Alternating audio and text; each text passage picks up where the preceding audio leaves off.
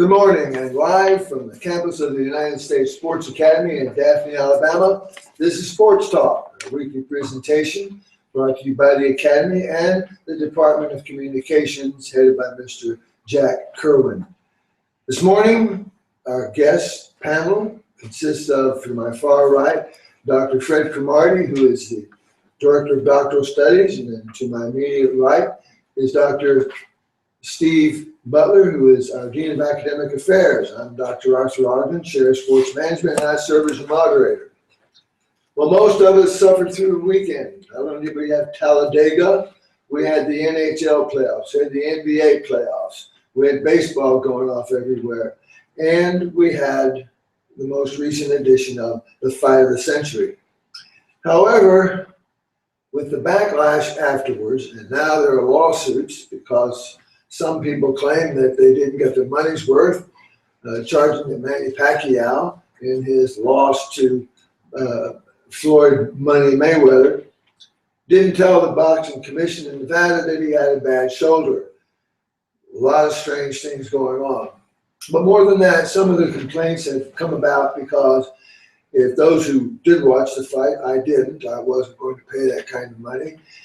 It looked more like some type of dance, Dancing with the Stars, perhaps. In fact, I think somebody took cut-ups and made some kind of a waltz ballet or something with those two. It's on YouTube. One of my sons showed it to me. But today we're going to take a look at what it is that has brought us to the present state we're in with boxing.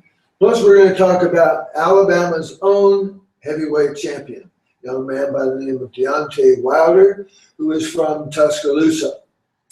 And for those of you who don't know it, he is the WBC Continental Americas Division champion.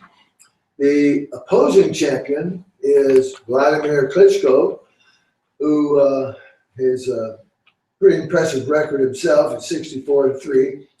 He's about 6'7" and weighs about what, 250 or 260 pounds. Big guy. And he has a twin brother who also was a boxer, but he got out of boxing into politics, and he is the president, or excuse me, he's the mayor of Kiev in the Ukraine now. So we want to talk a little bit about Deontay Wilder. He has a record of 33-0. He's won 8 of his knockouts.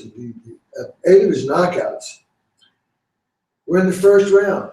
He has a 96% efficiency on knockouts and a 96.9% knockout ratio.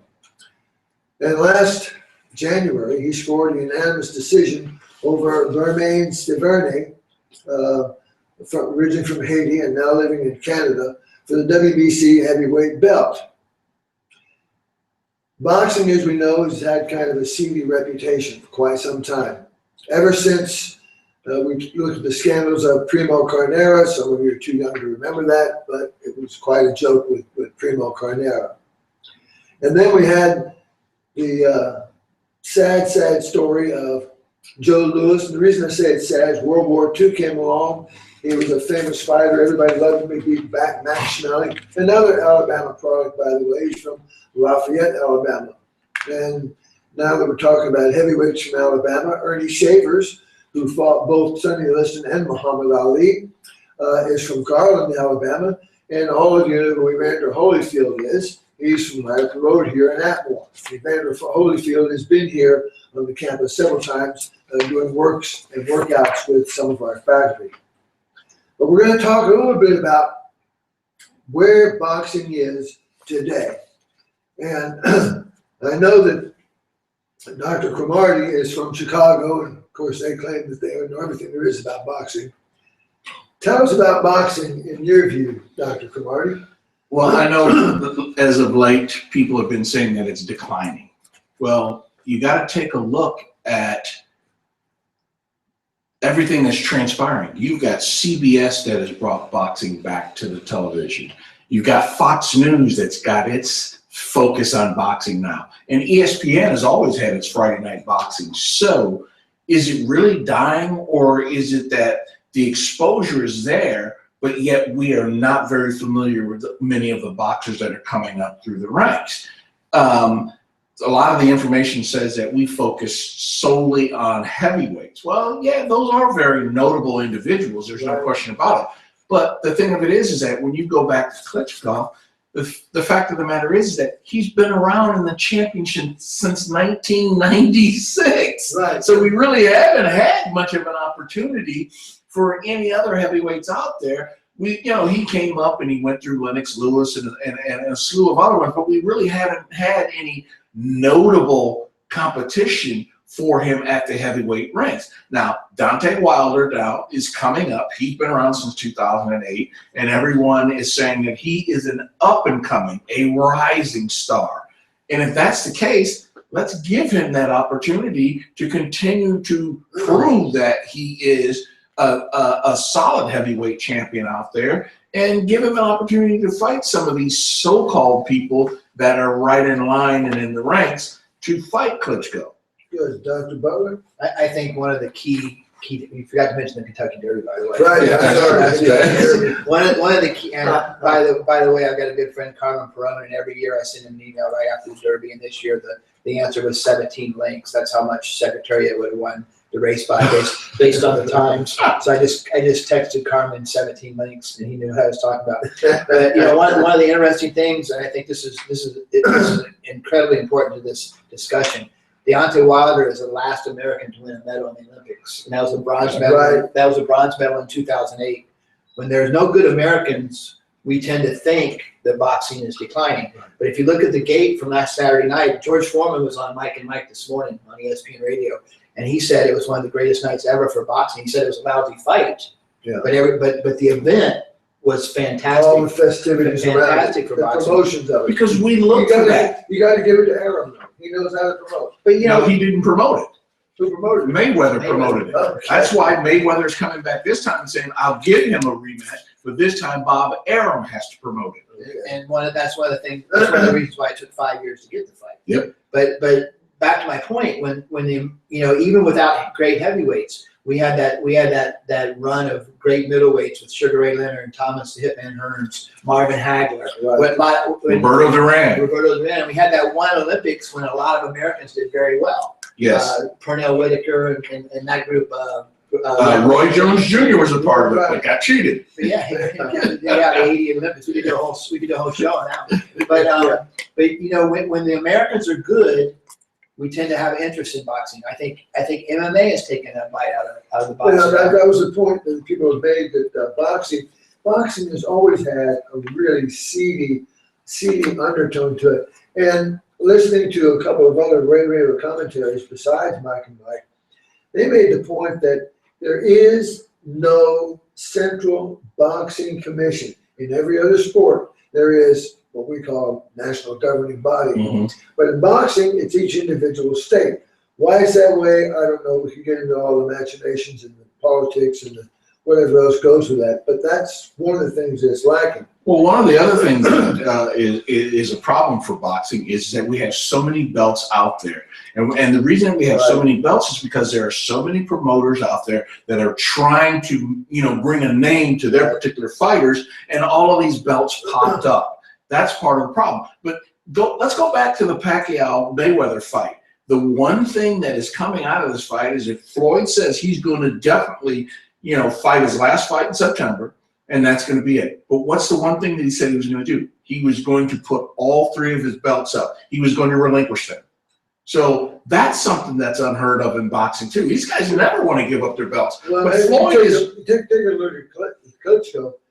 He has belts WBC, WBA, IBF, WBO, IBO, and the Ring Magazine Heavyweight Championship.